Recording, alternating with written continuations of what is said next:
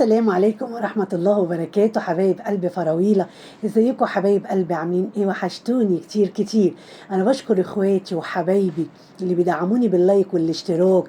ربنا ما يحرمني منكم ابدا ابدا ويخليكم ليا، وكل اللي بيتفاعل معايا وعمل لي اشتراك وزود لي القناة بتاعتي. اخواتي وحبايبي، يا رب ما تحرم منكم ابدا ويدومكم في حياتي نعمة. اللهم امين يا رب العالمين. انا بشكركم كتير قوي قوي قوي يا حبايب قلبي. هتتكلمي على ايه يا فراويله؟ معايا يا حبايبي كذا موضوع هتكلم فيه. اول ما هنبدا طبعا بالبث اللي كان عامله طبعا الحاج مصطفى كبير الفخايده يا حبايب قلبي. طبعا قاعد فاتح بث وعمالين طبعا الناس طبعا داخلين عليه هجوم شديد قوي قوي. مش عارف يرد ولا عارف يصد، طبعا كالعاده يا ساده، بقى كل اللي عليه دد دد دد دد دد دد دد دد. والمهم طبعا في متابعه سالته، يعني انت سايب اختك داهية وسايب اختك حلمية مشاكل، ويحلف لهم ايمانات الله يا حبايبي، قال هو ما يعرفش حاجة ابدا بجد والنبي. الكلام ده احنا نصدقه؟ حاج صاصة الكلام ده احنا نصدقه؟ يا لهو على الحوارات. وانا والله وعظيم بيمين ما اعرف حاجة، ولا اعرف حاجة الا لما افتح اليوتيوب، لو النبي بجد بجد الكلام ده. وانا ما اعرفش حاجه، وانا والحديد التانى. وقعد جرد نفسه يا حبايب قلبي من المشكله. رغم انا احب اقول لك يا حاج مصطفى، لو انتوا حطيتوا ايديكم في ايدين بعض وكترتوا كلكم بسم الله ما شاء الله، اذا كنت انت ولا حسونه ضرب كبسونه ولا افيونه ولا حماده، وحطيتوا ايديكم في ايدين بعض تقفوا قدام اتخن تخين في البلد، ولا حد يقدر يرمش لاخت من اخواتكم، ولا حد يقدر يجي على سكه اخت من اخواتكم، عشان اخواتكم ده عرضكم وشرفكم، مش الست ولا البنت. الاخت العرض وشرف لاخوها، والاخ ظهر وسند لاخته. لكن للاسف العيله بتاعتكم دي كلها واكله ناسها، واكلين لحمكم، وملكوش يعني ولاء للهدوم اللي انتوا لابسينها بامانه الله يعني. فاما تطلع يعني انت طبعا مستفاد جدا من خناقهم مع بعض. وانت قلتها قبل كده يا حاج صاصي، انت قلتها قبل كده اما كانوا كويسين مع بعض وكانوا بيطلعوا العمره مع بعض، احنا ما كناش نعرف حاجه عنتهم. دلوقتي لما بقى في مشاكل ما بينهم احنا نتصدر؟ لا ما بنتصدرش، قلتها قبل كده انت في بس ومره واتنين وتلاته. فالنية بتاعتك بانت، والنية السودة بتاعتك بانت. انت فرحان قوي من خصامهم من بعض ومن قطعتهم لبعض، لان انت مستفاد. انت مستفاد واكتر واحد انت مستفاد. فعشان كده انت حابب الاختلافات ما بينهم زايده ومولعه نار، ومش عايز تمد ايدك بالصلح لاخواتك، ولا عايز تصالح ما بين اخواتك، ولا عايز تلم قله الادب اللي دايره في البلد. يعني انت وحسونه ضرب كبسونه وافيونه وحماده، لو انتوا الاربع رجاله بعيالكم وقفتوا للبلطجية اللي طالعين على اختكم، والله العظيم تسدوا عين الشمس. لكن للأسف انتوا عاجبكم كده ان الكلاب السعرانة تنهش في اختكم، ومستكترين عليها خير ربنا. حسبي الله ونعم الوكيل فيكم كلكم ان شاء الله. وانتوا عشان خاطر تاخدوا صف ام الدواهي، بنت يا ام الدواهي جايه لك يا بنت، جايه لك يا بنت يا مفضوحه، اصبري يا بنت اصبري. اصبري يا بنت على الحفلات والهيصه والزنبليطه اللي انت عاملاها كل يوم والتاني من قفا لطيفه دي. اصبري يا بنت يا ام الدواهي. فانتوا مستفيدين كلكم.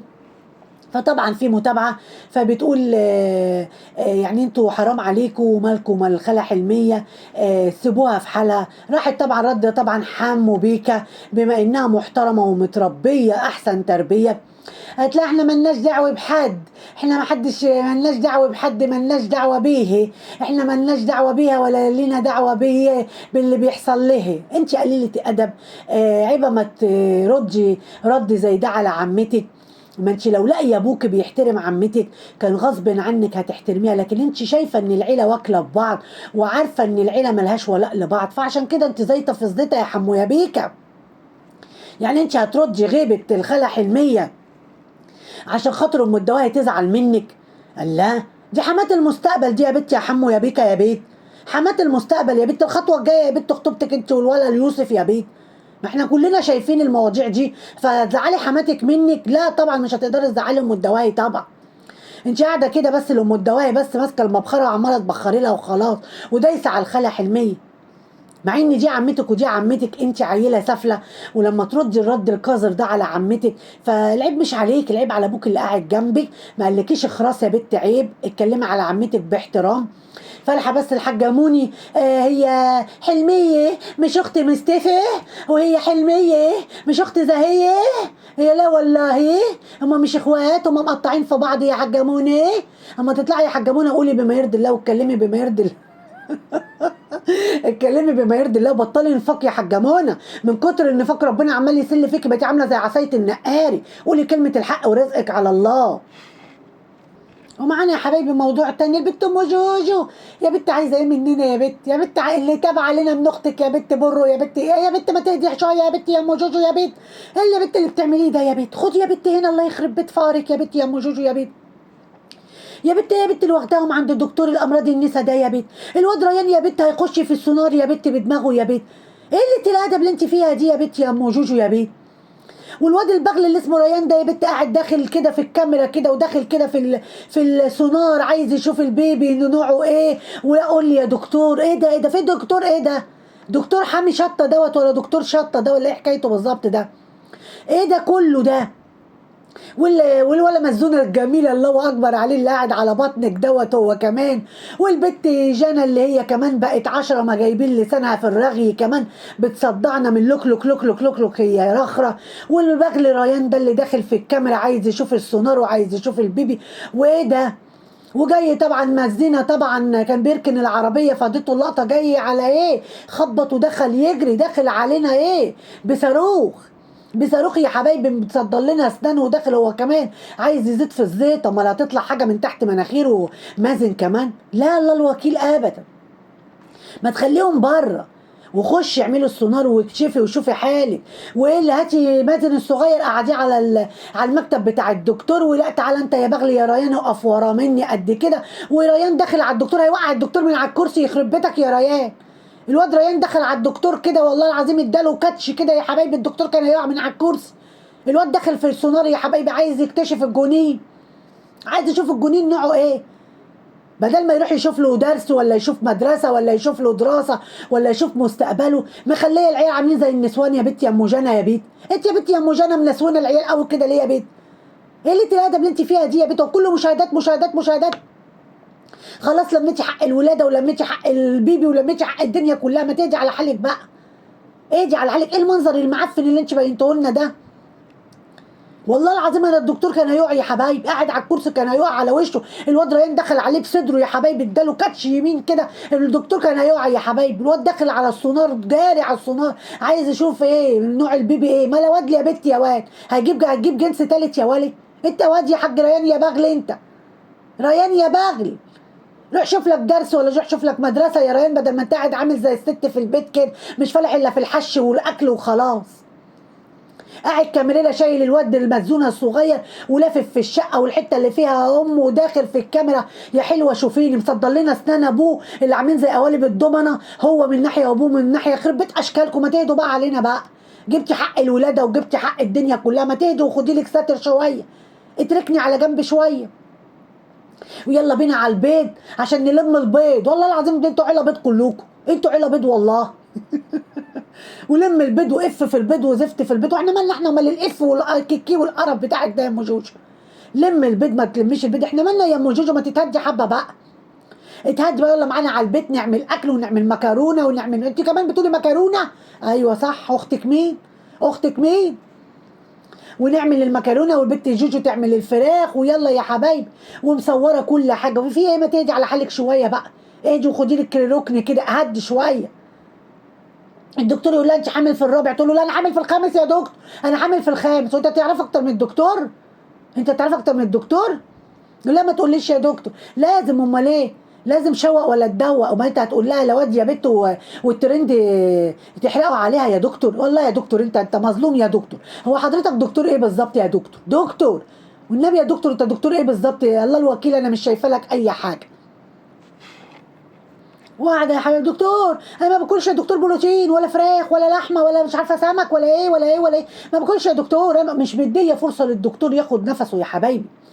هي مش مديه فرصه للدكتور ينطق ولا يفتح بقه. والله ما سمعنا صوت الدكتور ثانيه كده يا حبايب، وهي وعيالها ناطين في بق الدكتور قبل ما الدكتور ما يطلع الكلمه يكون 10 لسنه بتنطق حوالين الدكتور. ايه ده؟ ايه ده؟ انا لو من الدكتور افتح الباب واروح رمياك انت وعيالك الجيش بره. ايه ده؟ ماليه باص 26 راكب في ايه؟ ما تخليهم قاعدين بره. البغل ريان ده يقعد بره واخته تقعد بره، وكده كده مازن هيخش معاكي يمسك لك الكاميرا يا اختي يصورك وياخد لك اللقطه. ما انت معاكي مازن قاعد جوه معاكي يصورك وياخد لك اللقطه. ايه لازمته جوجو والحاج ريان ده؟ الحاج ريان كان يوقع الدكتور. عيب كده، عيب كده شغل الحريم ده. انزل يا ريان يا بغل، يلا شوف لك درس يلا، ولا شوف لك مدرسه يلا، بدل ما انت قاعد منسون في البيت كده. ولا انت من ناحيه وابوك من ناحيه، الله يفضحكوا جاكم نيله. ومعانا حبايبي موضوع تاني طبعا. طلعت البت ام الدواهي كلا كت تاني مره يا حبايبي، عامله الحفله وشغلت يا حبايبي الاغاني وقعدت قدام الكاميرا تزغرط وتسقف وتسمعنا الاغاني. طب احنا علينا بايه من اللي انت بتعمليه ده؟ بالله عليك يا شيخ، بالله عليك احنا يخصنا ايه من اللي انت عاملاه؟ طب ما تقفلي الكاميرا واقعدي سقفي وارقصي وهد الدنيا هد، وهز اللية هز اللية، واعملي اللي انت عايزاه انت واهلك، وسقفوا وغنوا وارقصوا. ايه لازمته الكاميرا تتفتح؟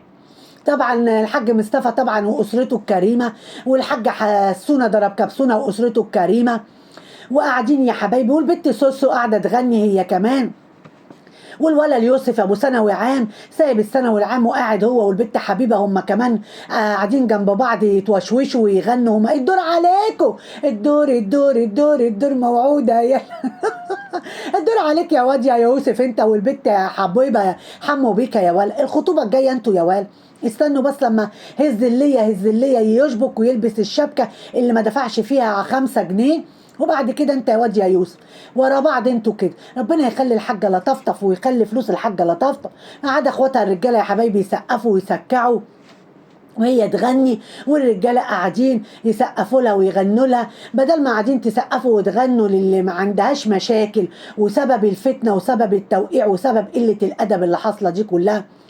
روحوا شوفوا المكلومه الغلبانه اللي لا حول ليها ولا قوه، اللي الدنيا كلها جايه عليها.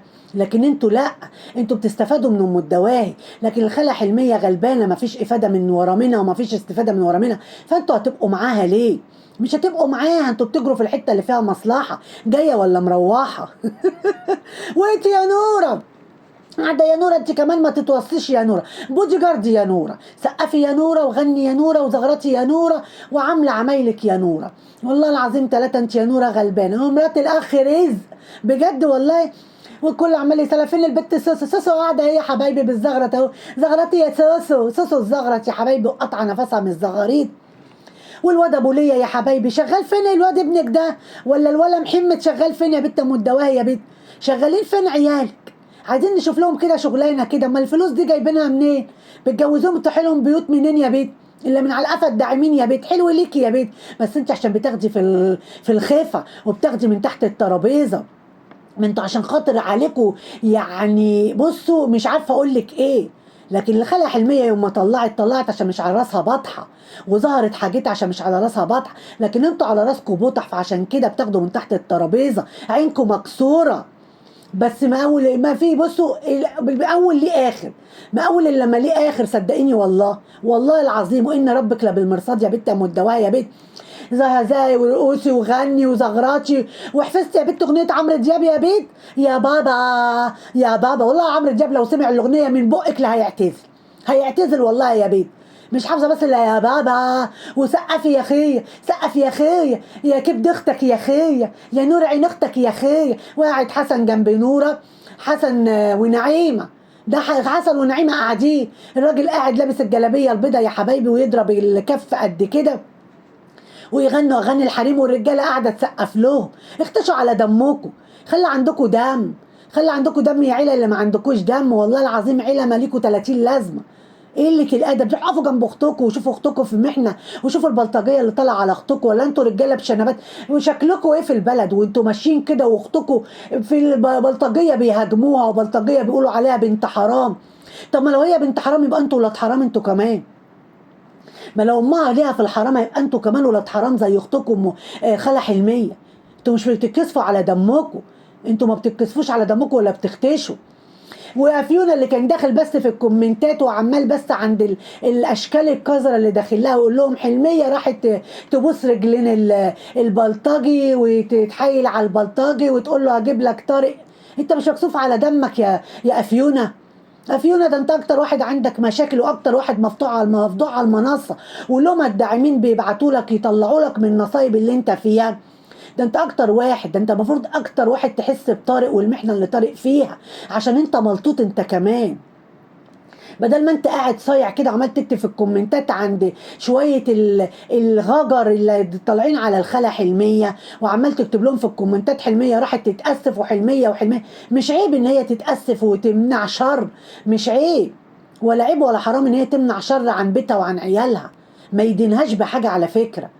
شابوه لك يا خالة حلمية انك انت مش عايزة مشاكل، فما تطلعش تقعد تشمت فيها كده. اخص عليك، اتفو على رأي ام الدواهي، على الاخوات العيرر، الاخوات العيرر. ومعانا حبايبي جمهورية احمد وامل طبعا. طلع طبعا سلسلة فيديوهات وبثات وعلى طبعا حوارات احمد وحادثة احمد وجبس احمد واواضي احمد. احنا ما وراناش الا احمد يا حبايبي، احمد جوهر يا حبايبي، ما وراناش الا هو يا حبايب قلب. المهم طبعا اخته متصوره هي ومراته، نزلوا له المرتبه تحت وطلعوها فوق، وعشان خاطر احمد يتفاجئ واحمد يقعد يا حبايبي مرتاح ويقعد كده فارد رجليه على السرير عشان خاطر ايه؟ يريح عشان الجو مريح. طبعا طلعت طبعا ماما فاديه يا حبايبي تدي طبعا المواعظ كالعاده يا ساده. واما احمد عمل الحادثه قالوا ده ترند جديد، واما احمد ركبوا الاسعاف قالوا ده ترند جديد وبلاش الكلام دوت، وبلاش يا حبايب قلب. انا بكلم حبايبنا، لكن التانيين نوتشي ما بكلمهمش، ما لهمش دعوه بينا ولا احنا لينا دعوه بيهم. يا عليهم. دول بيقولوا علينا ان احنا بنعمل ترندات في الحادثه وترندات في الاسعاف وترندات في القواضي. طب ما انت يا ست الكل، ما انتوا اللي طلعتوا بالموضوع ده وانتوا معروفين عنكم الترندات، وانتوا هو الناس بتتبلى عليكي ولا ايه؟ طب ما دي حقيقه، طب ما دي حقيقه. ايوه انتوا بتوعوا الترندات وبتوعوا الافلامانات وبتوعوا الحوارات يا حاجه فاديه. هي انت جايه على المتابعين قوي ليه كده واللي بحبهم بس اللي بنقل لهم النصيحه، واللي ما بحبهمش واللي تحبيه واللي ما تحبوش. طب ما ايوه انتوا معروف عنكم بالترندات ومعروف عنكم بالحوارات، وابنك احمد ده ابو الترندات وابو الحوارات. الناس بتتبلى عليكم ولا ايه؟ هي القواضي اللي انتوا بتدفعوا حقها لحد دلوقتي دي وراها مين؟ كان وراها المتابعين ولا وراها احمد ابنك؟ الترندات والمقالب اللي كل يوم والتاني عاملها وراها مين؟ المتابعين بيقولوا له ولا هو اللي بيطلع يعمل؟ ابنك اللي بيعمل يا ست الكل. انت جايبه اللوم على الناس ليه؟ انت جايبه اللوم على الناس ليه؟ وبعدين انت بتقولي ما بيشغلنيش الناس وكلام الناس، خلاص طالعه تهري ليه؟ خليكي في تعب ابنك، ربنا يطمنك عليه ويشفيه، وخليكي في اللي انت فيه، وهتطلعي توجهي كلمتين لحبايبك ومتابعينك. مفيش داعي ماسكه الخرزانه وعماله تعبطي في المتابعين وانتوا تقولوا ايه وما تقولوش ايه. انت مش هتحجري على الناس يا ست الكل وتقولي الناس تقول ايه وما تقولش ايه. ايوه ابنك بتاع ترندات وبتاع مقالب، وابنك اكتر واحد على المنصه مشهور بالترندات والمقالب وقله الادب وكل حاجه، وبدليل على كده ان هو لحد دلوقتي عليه قواضي وعليه بلاوي متلتله من اللي هو عمله. يبقى انت مالك ومال المتابعين ومالك ومال الناس ومالك طالعه سنه اسنانك على المتابعين ليه يا حاجه فاديه؟ اقعدي شوفي ابنك ربنا يشفيهولك ويطمنك عليه، اللهم امين. احنا ما نرضاش لحد يقع في زنقه ولا يقع في مرض ولا يقع في ضيقه، ربنا يشفي كل مريض اللهم امين. بس الناس ما انتوا ما فيش حاجه ماليه عينكم، انتوا ما فيش حاجه عاجباكوا، انتوا في ايه يا حاجه؟ في ايه؟ اهدي شويه وصلي على النبي، اهدي شويه وصلي على النبي. الناس مالها؟ الناس بيتكلموا على اللي انتوا بتعرضوه لهم، الناس بيتكلموا على اللي انتوا بتعملوه. يبقى طالعه تلومي الناس ليه يا حاجه فاديه؟ قبل ما تلومي الناس لوموا نفسكم، وقبل ما تلومي الناس تشوفي انتوا بتغلطوا في ايه، والناس بتعلق والناس بتتكلم من اللي هي شايفاه. ايه دي كده يا حاجه فاديه؟ واما تطلعي توجهي متابعين الكلام يا ريت تبقي وازنه كلامك، ويا ريت تتكلمي كلام معقول وكلام حلو كده، عشان خاطر يعني في ناس بتحبكم وفي ناس متابعين ليكم، اللي انتوا طبعا طالعين توجهوا لهم الكلام، لكن الناس التانية النوتشي مش مشكله، بس برضو حتى النوتشي بيديكوا مشاهدات وليهم برضو فضل بعد رب العالمين عليكم. حبايب قلبي لو عجبكم الفيديو لايك واشتراك، اوعوا تنسوني في الاشتراكات. اختكم فراويله، يا رب يخليكم ويدومكم في حياتي نعمه. السلام عليكم ورحمه الله وبركاته.